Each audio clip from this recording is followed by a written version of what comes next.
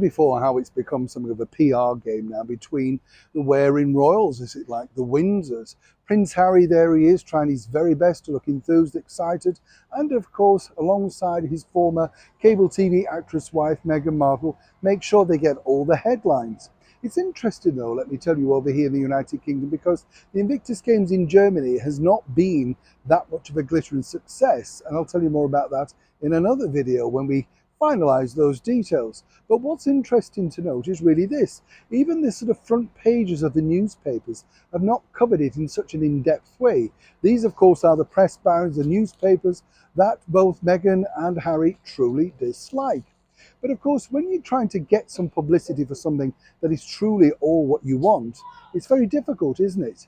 Now, a lot of people are saying, well, there's been a huge backlash against the British monarchy for not supporting said Invictus Games, but there was never really an agreement for that.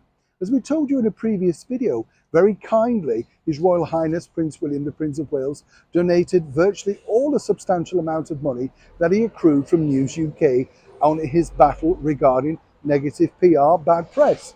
Prince Harry decided to carry on and go to the High Court inside his father's legal system, His Majesty's Royal Court. But what's interesting is a lot of people are saying, well, where was the message from William? Where was, of course, the royal family support?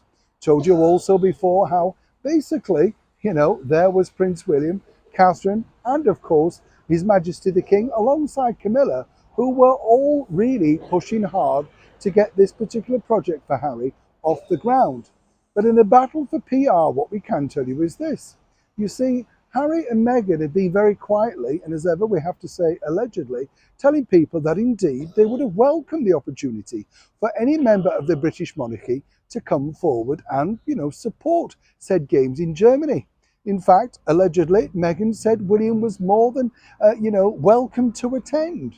So you can see how this PR battle is spinning out of control. Paint the royals for being negative against something that, is nothing to do with them anymore, because quite frankly, Harry took it over, decided this was his sort of, baby, his pigeon, that sort of thing. And then moan by the fact that the ex-family that you've trashed so badly on international television, books, and in print, well, for not supporting you. Making out, of course, that William and Catherine and His Majesty the King is a no-win situation. But for now, as I can always tell you on this show first, the people behind the Invictus Games are simply not buying it. If, of course, they would have wished to personally have invited His Majesty the King, Queen Camilla, or indeed the Prince and Princess of Wales, then they would have had a formal application.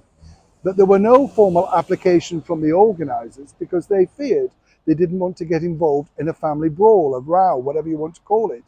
So for Prince Harry and Meghan Markle to loosely insinuate that William would have been very welcome over at the Invictus Games, as I said at the start of this video, you can see the battle of the marketing, the branding, the PR. This is not simply going away. And the more desperate the ex-royals become, the harder it is for them to justify why simply no one's supporting them anymore. It is a developing story. When I know more, you'll know more. Neil Sean in the very heart of Yorkshire.